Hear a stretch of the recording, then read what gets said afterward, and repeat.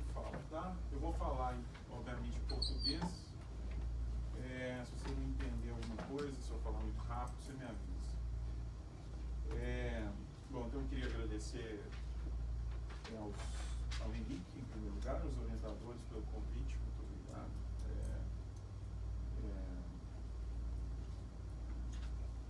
Muito interessante ler o trabalho, um trabalho cujo tema fez parte da minha carreira acadêmica, embora não faça mais atualmente ou diretamente. Em primeiro lugar é o seguinte, Henrique, Edith salientou isso, eu acho que o trabalho está muito bem feito, muito bem escrito, muito bem organizado, a análise empírica está muito bem feita, você foi extremamente cuidadoso com os resultados. Então, como eu já imaginava que seria, dada a sua performance, a sua competência aqui ao longo do curso, seu trabalho é uma dissertação de mestrado acima da média aqui do CEPLAR, e por isso mesmo, como dissertação, ela está totalmente aprovada, seu trabalho é excelente. Bom, isso posto, o que acontece? Eu pensei muito aqui sobre. Você foi bastante humilde com relação aos seus resultados. Eu acho que humilde, cuidadoso e humilde em reconhecer a fragilidade das suas variáveis. Elas de fato são frágeis. Tá? Então, eu fiquei pensando um pouco sobre isso, fiz várias anotações aqui que eu vou falar com você em relação a essas fragilidades. Provavelmente eu vou reforçar alguns pontos que você já identificou. Né? Mas o que acontece? Acho que para a Edith lá no México é um pouco diferente do que é para a gente aqui no Brasil.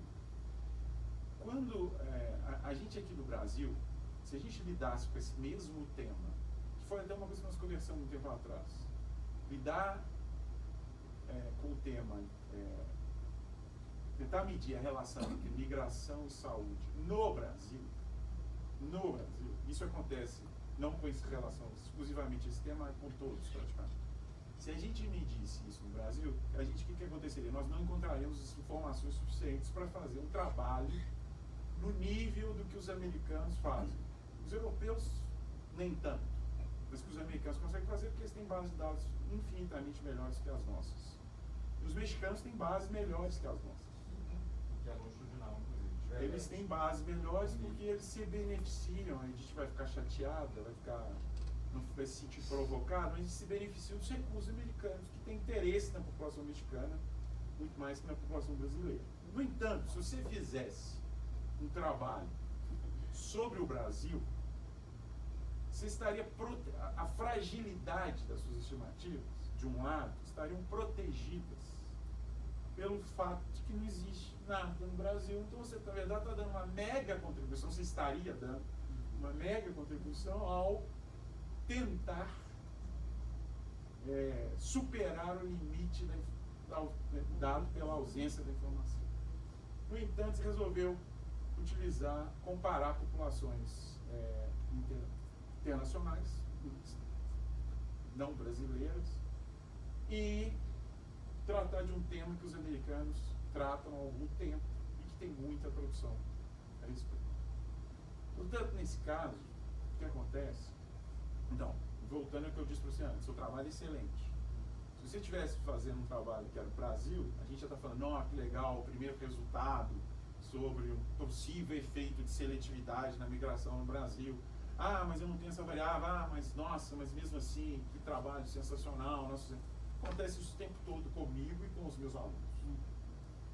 E é uma contribuição mesmo, porque como não existe dado, o nosso esforço aqui sempre de produzir algum resultado não tendo a informação que outros países têm. Como você foi fazer sobre os Estados Unidos, inevitavelmente, então, está aprovado o seu trabalho. Bom, e está aprovado, inclusive, pela sua coragem de fazer um estudo sobre um país que não é o seu, etc. e tal, né? Mas, do ponto de vista dos próximos passos, eu acho que a Edith colocou um pouco isso de uma forma muito delicada, quando ela fala assim, se você quiser publicar um jornal nos Estados Unidos, você vai ter que fazer mais análise, etc. Você vai ter que reforçar, dar uma certa musculatura para o artigo. Por quê? Porque esse tema já foi excessivamente explorado nos Estados Unidos. Então aí nós estamos em outra conjuntura, não é o Brasil. E como ele foi excessivamente explorado, ele foi explorado, inclusive, essas hipóteses foram testadas com base de dados melhores que as suas. Então é difícil detectar uma contribuição no contexto da literatura americana, tá entendendo?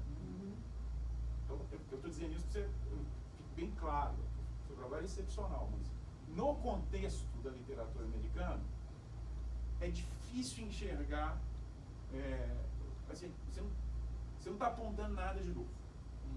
O que eu acho que a Edith, e você reforçou isso no trabalho, eu acho que a Gisela tinha falado na época que a gente começou, teve aqueles primeiros papos, eu acho que era o ponto da Gisela, eu acho que é um ponto que você coloca aí, eu acho que a Edith salientou assim, essa coisa da comparação de dois países, talvez seja o seu gancho, realmente, talvez seja o seu gancho para você falar, olha, eu tenho uma coisa que é diferente, que é o que você colocou aqui, inclusive na sua apresentação, que é diferente do que já foi feito, que pode trazer alguma informação nova. Tá? Então, de uma maneira geral, essa é a situação do seu trabalho. Excelente, muito melhor que a média dos trabalhos, eu acho, que são feitos aqui, como era esperado, pela sua capacidade e competência.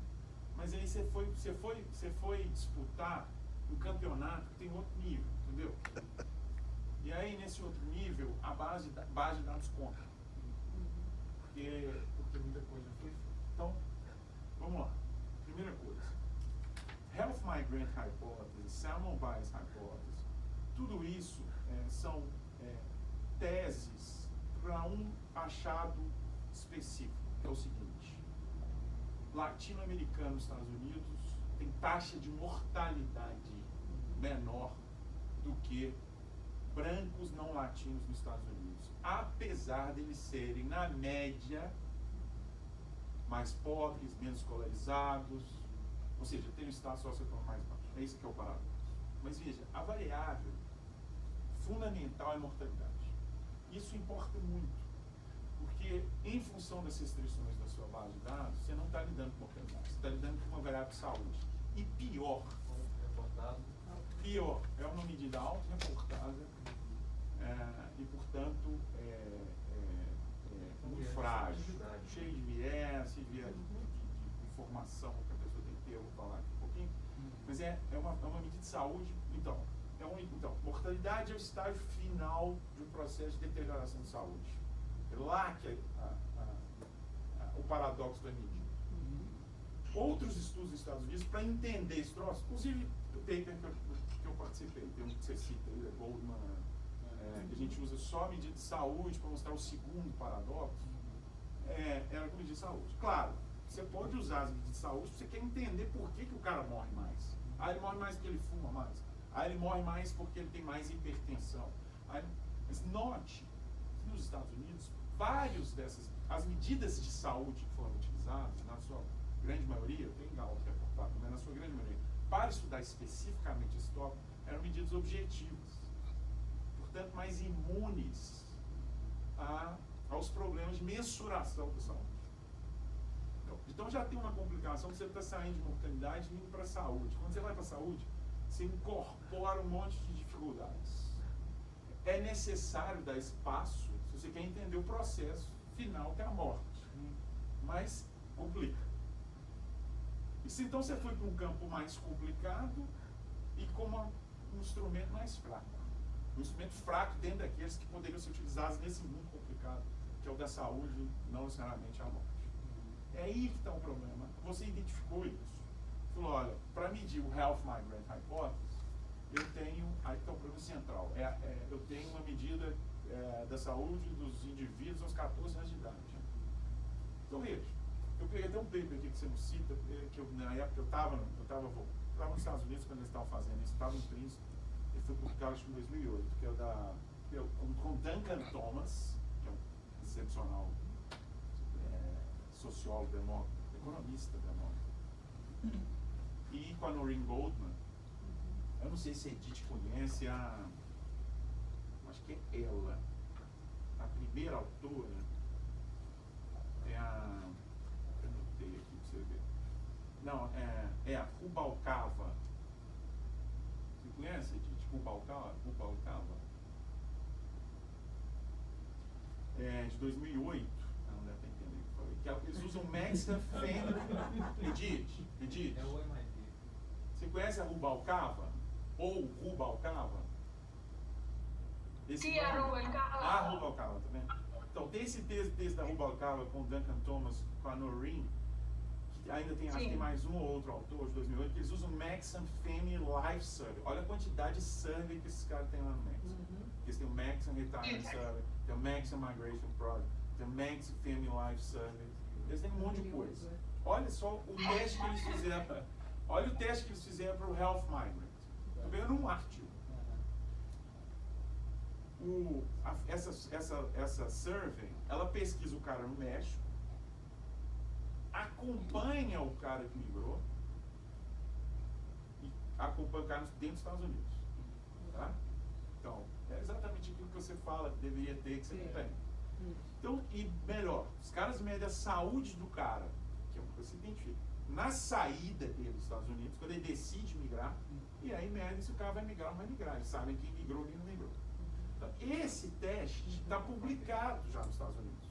Então, na hora que você chegar com o seu trabalho e falar assim, bicho, eu tenho outro negócio aqui e tal, para medir, tudo bem, você está medindo colombiano, não é mexicano, é colombiano. Isso importa.